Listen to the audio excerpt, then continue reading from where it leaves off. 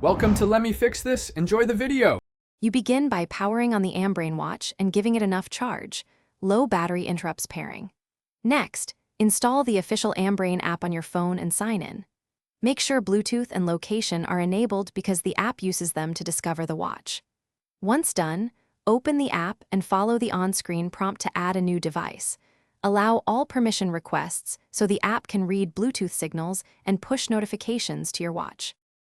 After the app detects the watch, you'll see a pairing code. Confirm it both on the phone and watch to authenticate the link. Once paired, accept any firmware updates. They fix stability and add features, so install them now. Make sure notification, contacts, and health data sync options are enabled so calls, messages, and steps show up. Then customize watch faces and activity goals.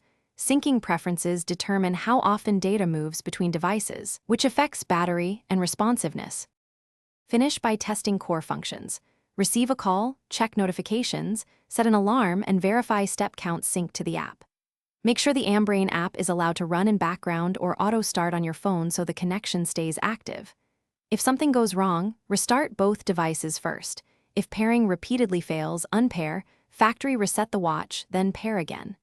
This reset clears cached Bluetooth states and resolves most persistent connectivity issues.